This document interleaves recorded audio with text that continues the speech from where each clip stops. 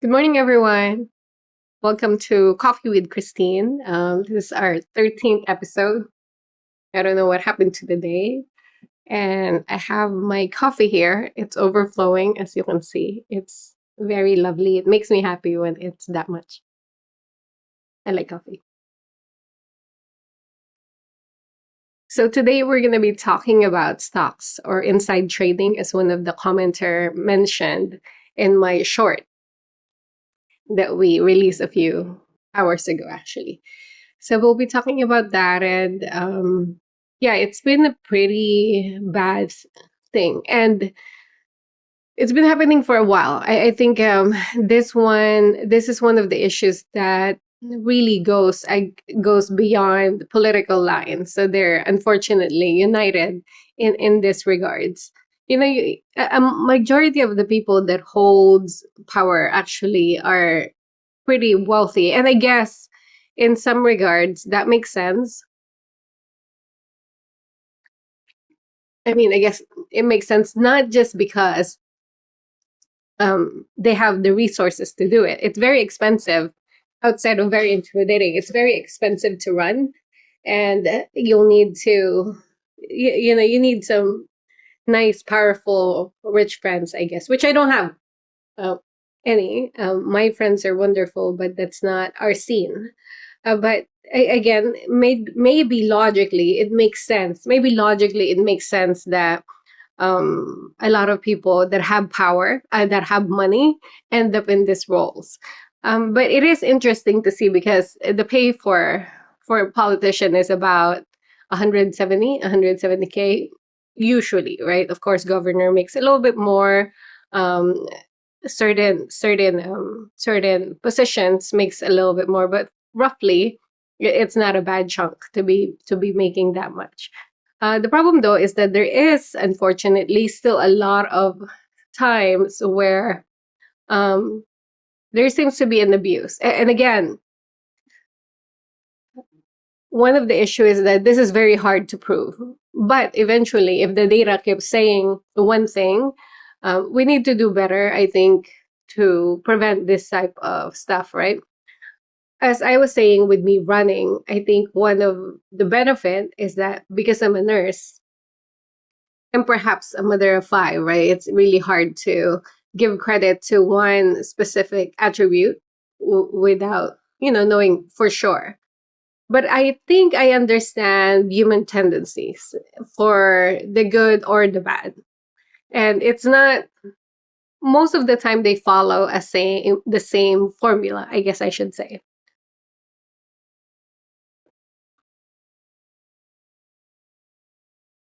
Like, do you remember when you took logic class when they would go premise, if premise is A is right and premise B is right, then conclusion is right, something like that.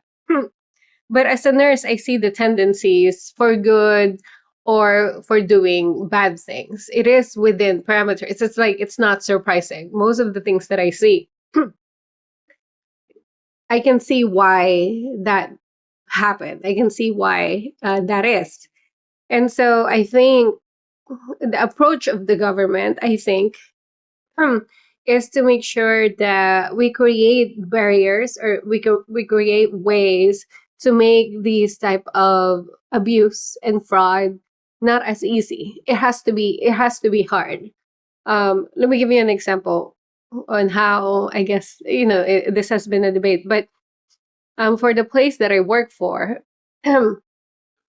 we have access to like a lot of money. So what they do is that they don't allow, or it's not allowed for the people that are working to have pockets. So they can't have pockets. Management can have pockets up to a certain level. A certain level of management can have pockets, but for the most part, entry level cannot have pockets. They need to be sewed. But with that, people always ask. They said, "Hey, like they don't know if pockets is really a deterrent, and they say that it's really pointless. But what they don't understand is the pocket is not really just for ease. The pocket is for intention, to prove intention, because if you have access to money and you're thinking about, like how hard your life is, and your bills are high, and your payments for your whatever are overdue, and your kids needs like a new they need to go to a field trip or whatever the case may be. It would be a lot easier to not have the proper mindset to say no at that moment, and then just grab money and put it in your pocket. But if you don't have a pocket, then what you do is that you have to think harder in how you're gonna steal it. I guess is just an easier way of saying it. You're gonna have to think harder and have to have intentional act and thought and planning, and making sure that that's taken care of. So there's an intent when it comes to that. So that's why that's thinking about human psychology and making adjustment. Not to say that majority of people are evil, but it's more of that there's a potential for someone to do something that they might regret later. So it's a good idea to try and help them prevent this. But with that being said, let's go back to the stops. So it's not just Republican, it's not just Democrat. It's very interesting because we always want to see it in those two lens, in that lens, that there is always like our enemy, like the party that we don't support. But it's actually both of them, unfortunately.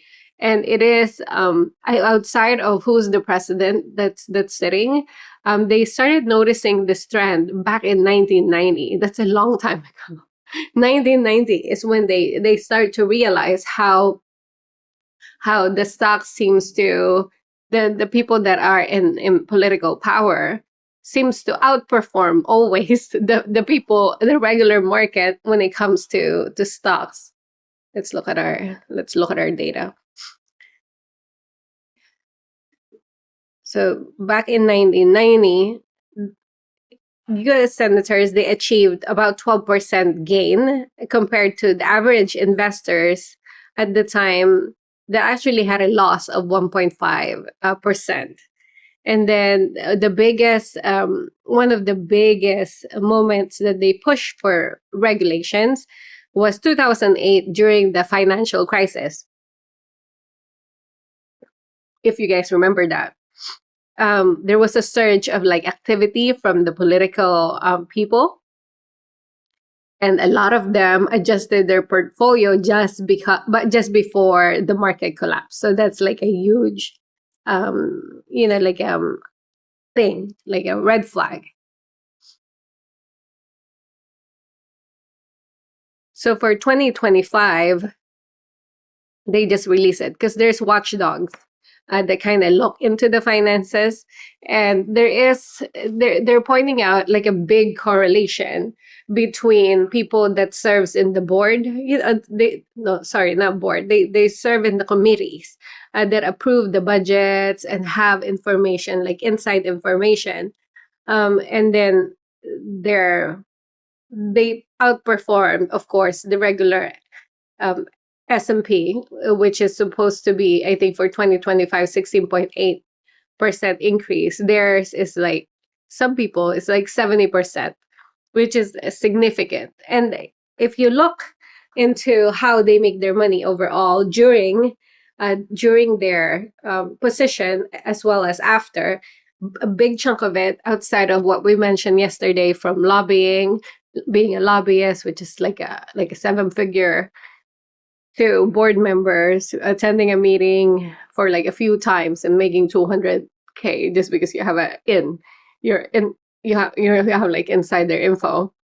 And really, the third one, or might be the first one, is the stocks. They just get so much money, like with just being so good. And I guess they do day trading too. They do a lot of like aggressive trading. But the thing though is, how do we fix that? So they do have this current legislation that I think they ran it after the 2008 financial crisis. So it's called Stock Act, which is the Stop Trading on Congressional Knowledge Act. But unfortunately, they said that that one is not as strict because the problem is first, it's hard to prove, right? It's hard to prove that they know, but the correlation is pretty overwhelming. Um, and then also, I guess the penalty is not that good as well, because what happens is that they have to disclose, I think within 45 days, they have to disclose the trades that they make. And if they're late, they pay a penalty of like $200, which is nothing. Which is, I mean, for me, it's a lot, but it's nothing for some of these people that have like a lot. And, I think sometimes they purposely not disclose, not and just wait for a penalty, because there's some politicians it's like 300 days late or 450 days late, just so there's no like quick correlation between, again, the places that they like the different groups that they are part of as a commission, and then also their stocks that they've done. So it's just kind of sad, and there's a proposal right now that is being reviewed, and what it is that they want to change how this is done, which should be the case. But I mean, let's see how it goes, because it seems like there was two other proposals in the past in like 2022, and there's another one trying to fix this issue, but it just kind of dies in the chambers, because they're not really very incentivized, I guess I should say, to make sure that it's getting passed. But we'll see, because a lot of people are talking about it now, especially with Nancy Pelosi's what is it, like 1,600% increase. I feel like it's higher than that in stocks that they actually have. I heard, I should look it up, but I heard that there's this app or this company that follows her trading, and then you just follow it too, because you know that she's gonna most likely win the market, so you just follow her. So that's the technique, is to follow Nancy Pelosi. But again, a lot of these things are hard to prove. That's why there's really no we don't see penalties. We don't see like actual people getting in trouble. There is that one senator, I guess, during, let me see, they did that too for COVID. I guess there's a few people that is part of that commission that after having that like inside conversation report regarding COVID and the potential of it getting so big, they made some significant moves in their stocks, which is, again, it's hard to prove that that's the reason, but it is still kind of sad. So one of the proposal that I hope actually gets in the ballot is, or like approved, is they're thinking of having like a third party. I think this is the most fair one, because and I do want to say, my friend Deep texted me yesterday also while I was driving. I think this was during the time after he watched the video from yesterday, and was talking about the stocks, right? It just feels so wrong. And then they come here, now I'm getting angry, and then they come here and they tell us, oh, I feel bad for you, poor people. And then they do these things, and it's like, yo, it doesn't seem like you feel bad, because you're doing the opposite. But I guess the temptation is so high. Let's just say that. Again, I don't want to sound so high and mighty. What I'm trying to say is that we need to create a structure where the potential for abuse is not so easy, because we understand that the potential and I guess the smell of money might not be that easy to say no to. So there's this potential proposal that I think is relatively fair, because I mean, you don't want it. I don't think that it's necessarily fair for us to completely tell them they can't invest at all, like at all, because that's a good way to, I think, beat inflation, instead of it just like sitting under your couch. So I don't think that's necessarily fair. That's a lot of them, and they should be allowed to do some type of action. But the potential for abuse of knowledge they're not supposed to have. These are, people that are active in the stock market, which is not me. Like I don't really know much about it. My husband handles our um our investments. But I don't know if I agree with the statement that they shouldn't trade at all, that they should have or own stocks, and not just them, but them and their wives and their kids. Because even if, like for example, I think Nancy Pelosi, it's not her who made all this money, it's her husband. So I mean, they do this often in politics, that it's their husband or their wives that makes this much, or their kids. But those are all tied together, so it's not necessarily fair. I mean, even if it's not theirs, right? If it's actually not theirs and it's their kids, the temptation is still there. So I think that's what we need to work against. So the proposal that I think makes sense to me, that I think we should support, is that they have to be handled by a third party. It's like a blind investment, I think is what they call it. It has to be handled by a third party, and they cannot buy individual stocks, like actively. Like if I'm the politician, we can't just like buy, that this company is about to release this or about to get a contract. Those are big. We're going to talk about that. We're going to talk about contracts, because that one is it seems like it's the gold mine. And it's a hush hush, just like a lot of this political stuff, which is, it's not going to work. It's not going to work anymore, because technology is everywhere, and there's a lot of people like me that are curious about the intricacies of all this different stuff, which is good. We're moving to the right direction. But with that being said, it has to be handled by a third party. They cannot actively participate in their stocks, right? Like dropping things when they're about to lose contract and whatnot. And then from there, they can still maintain it, but it has to be someone else that has no knowledge of like their political doings, because it's not fair. I mean,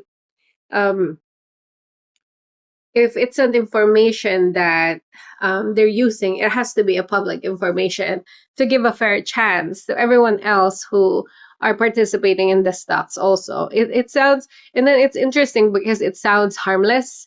I think most people, if you put like a separation, it's like, oh, there's really no one that you're harming. But people are being harmed. It's already like pretty sad in terms of our economy and how expensive everything is. And people that are trying to take a chance and, like invest in their retirement, invest in their kids, and then this happened. It's just kind of not cool. I do want to say, from running for office, I kind of like this group, FPPC, something like that, for California specifically. They seem very strict. It's they're trying to make the form easy, but they seem like a pretty legit group that's like looking at all the politicians, making sure that they have no conflict of interest. Like I have to disclose personally, like all the stocks, like specific stocks that we have, and again, we don't really have individual stocks like that. But yeah, so ours is really the general ones. But for the most part, they look at that. They want you to submit it. Oh, and it's public record, so people can see it, which is cool. I mean, I guess if you told the truth, which is hopefully everyone does, but that's usually, unfortunately, not the case. But again, so those are like kind of, it's interesting to see how this will play out.